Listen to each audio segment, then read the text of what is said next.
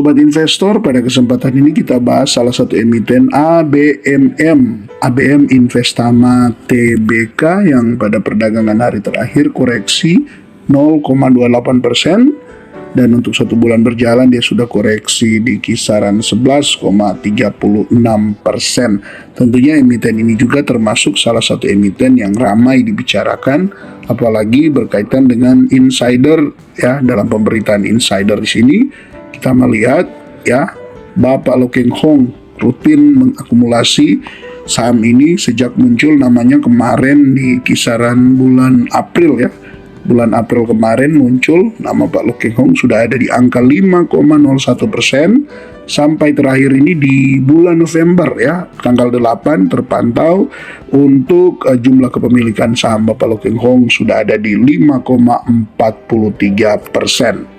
Kalau kita melihat dari jumlah kepemilikan pemegang saham di sini, 6 bulan terakhir terus mengalami peningkatan yang cukup signifikan. Di bulan Mei ada di 11.604, masuk di bulan Oktober sudah di 16.963. Nah, kalau dihitung ini sobat investor, kisaran 50% naik jumlah investornya. Artinya saham ini ya sangat-sangat diminati oleh investor. Tapi kalau kita lihat dari komposisi pemegang saham terpantau di sini antara asing dan lokal, justru asing ini terus distribusi ya. Di sepanjang tahun berjalan, bulan Oktober terakhir untuk asing masih ada di angka 33,49%, dan sekarang tinggal di 30,89%. Jadi 3%-an kurang lebih ya, asing ini distribusi hampir 3%. Jadi kembali lagi kalau kita melihat dari insider ini, melihat pergerakan harga saham yang turun, Pak Loh Keng Hong masih terus melakukan akumulasi, ya tentunya bagi teman-teman yang ada ya tetaplah punya skenario investasi sendiri, artinya melakukan analisa secara mandiri, tidak hanya ikut-ikutan, karena nama ini nanti muncul setelah sudah 5% lebih. Sedangkan yang di bawahnya kita tidak tahu kapan Pak Loh Keng Hong masuk. Mungkin saja Pak Loh Keng Hong masuk di harga 700-an ini, di harga sekarang ini sudah kisaran 4-5 kali bagger. Jadi sobat investor, dan kita hanya terpengaruh dengan wah ramai dibicarakan, kemudian ada Pak Loh Keng Hong masuk. Saya tentu tidak menyalahkan Pak Loh Keng Hong dalam hal ini, tetapi yang saya mau soroti adalah yang mau berinvestasi hanya dengan ya ikut-ikutan. Nah, saya juga banyak belajar dari pola investasi Pak Loh Keng Hong, namun satu hal yang saya juga tidak mau terapkan yaitu ikut-ikutan seperti ini. Karena kalau mungkin saya tahu di saat dia beli masih dari pertama kali membeli, mungkin iya saya akan ikut. Tapi kalau nanti sudah di 5% begini, saya tidak mau ikut. Ya, bukan saya tidak akan beli ABMM, bisa saja saya beli, tetapi bukan karena ikut-ikutan. Tentu saya akan melakukan analisa secara mandiri, saya harus memperhitungkan segala sesuatunya, kemungkinan kerugiannya, baru saya membeli saham ini. Seperti itu ya teman-teman. Untuk ABMM, kalau kita melihat dari statistik unggulannya, memang yang jadi kendala di tahun 2024 ini adalah penurunan laba bersihnya. Kalau kita perhatikan di sini, secara annualized dia turun hampir 50%, di kisarannya 47-48%. Jadi ini cukup mempengaruhi ya. Sedangkan kalau kita lihat dari valuasi, PE ratio-nya ada di angka 4,37 untuk annualized, TTM-nya di 3,71, price to sales-nya 0,52, price to book-nya ada di 0,80, sedangkan EV to EBITDA-nya ada di angka 4,18. Secara valuasi, ABMM masih ada di valuasi yang murah. Hanya memang secara kinerja ya, kita lihat dia mengalami penurunan di sepanjang tahun 2000, di 3 kuartal di tahun 2024. Nah, nanti sebentar kita akan coba lihat lagi ya.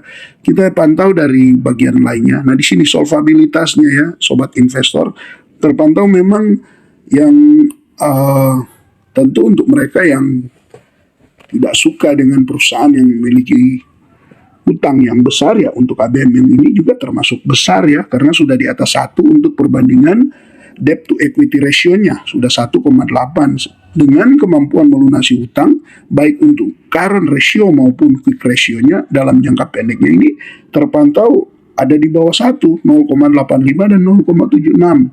Ya, tentu ini bisa menjadi salah satu perhatian ya, salah satu hal yang mendapat perhatian untuk ABMM ini. Kalau kita lihat dari historinya untuk utang ini, bisa Anda lihat ya, memang justru dalam 3 tahun ini kemampuan membayar utang jangka pendeknya untuk current ratio dan quick ratio dia terus mengalami penurunan ya, sobat investor. Ini sebenarnya kurang bagus sih. Kemudian kita lihat di debt to equity ratio ya, debt to equity ratio yang memang juga sempat tertingginya di 200% ini, sekalipun sekarang sudah koreksi sudah turun ke 1,28.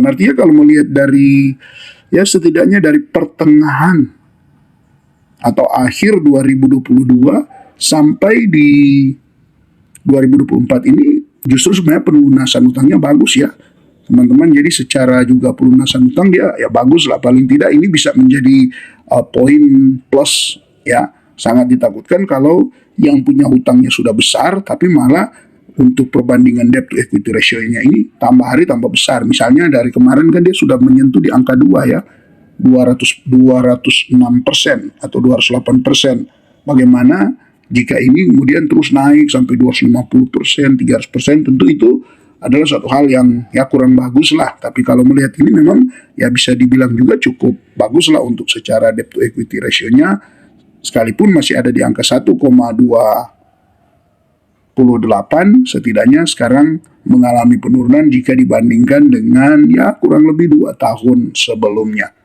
Oke, kita lihat di bagian lain.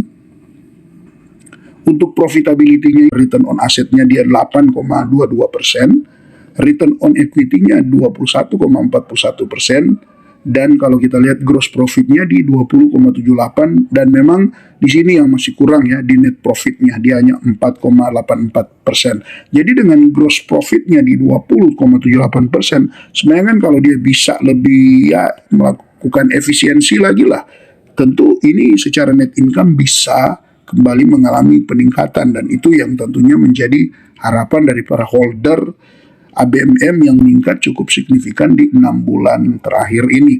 Nah, kalau kita lihat dari segi dividen ya, dividen terakhir dibagikan 295 untuk dividen per share-nya. Ya, kalau kita melihat untuk dividen, coba kita pantau. Ya, bisa teman-teman lihat di sini untuk dividen kemarin dia membagikan hanya di 18,23 dividen payout ratio-nya. Padahal tahun sebelumnya ada di 34, turun lagi ke 25, turun lagi ke 18. Ya, kita tidak tahu untuk tahun ini. Dengan EPS-nya yang dia terpantau di sini hampir 50% turun EPS-nya untuk annualize. Kalau dia hanya membagikan sama dengan tahun kemarin di 18,23%, berarti secara untuk dividen per share-nya hanya di kisaran ya 150 lah kurang lebih. Nah, kalau di harga sekarang ini kan harganya 3.590, coba kita kali ya. Kalau di PS-nya 150 kemudian kita bagi dengan 3.950, maka bisa Anda lihat ya, untuk dividennya hanya di kisaran 4,17%. Jika dia membagikan tidaknya sama dengan dividen payout ratio tahun kemarin, dengan secara untuk EPS-nya mengalami penurunan yang cukup signifikan.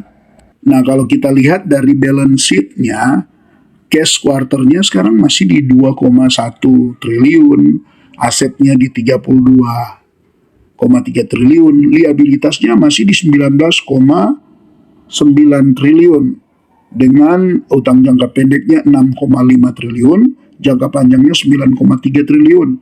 Sedangkan total utangnya di 15,8 triliun. Ekuitasnya ada di 12,430 triliun. Nah, mari kita coba pantau ya pergerakan dari balance sheet ABMM ini. Nah, bisa Anda lihat di sini ya sobat investor, untuk cash dia mengalami penurunan. Ya, penurunannya dalam 3 tahun terakhir ini cukup lumayan, bahkan sekarang ada di angka terendahnya dalam 3 tahun terakhir ini, di mana sempat ada di tertingginya ini di kisaran kuarter 3 ya. Di kuarter 3 2022 dia pernah ada di 5 triliun untuk cashnya. Sekarang tinggal di 2,1 triliun. Ini menurun ya, menurun sekitar 60% lebih. Nah tentu ini jadi pertanyaan ya, di cashnya yang mengalami penurunan ini, kalau kita bandingkan di kuarter 1 lah, untuk dia membagikan dividen ya, dia masih ada di 2,7. Nah sekarang tinggal di 2,1. Tidak tahu ke depan apakah di in-cash ini akan meningkat masuk di kuarter 4, dan kalau itu tidak mengalami peningkatan, malah mengalami penurunan, bisa saja untuk dividennya kemungkinan akan kecil ya. Hanya kalau kita lihat dari aset ya, asetnya memang turun juga sih dibanding dengan kuarter 3 2023 kemarin ada di angka 35,2 triliun, sekarang tinggal 32,4 triliun. Jadi asetnya agak turun di 1 tahun terakhir ini. Begitu juga dengan liabilitas. Liabilitasnya juga ini turun ya. Kemarin di kuarter 3 ada di 23 triliun, sekarang tinggal 19 triliun. Ini cukup bagus sebenarnya dalam hal ini. Nah untuk utang jangka pendeknya ini meningkat terus sampai dengan kemarin kuarter 2, sekalipun di kuarter 3 ini memang dia agak turun ya, utang jangka pendeknya dari 6,8 triliun sekarang tinggal 6,6 triliun. Artinya di kuarter 3 ini ada pelunasan utang ya, di kisaran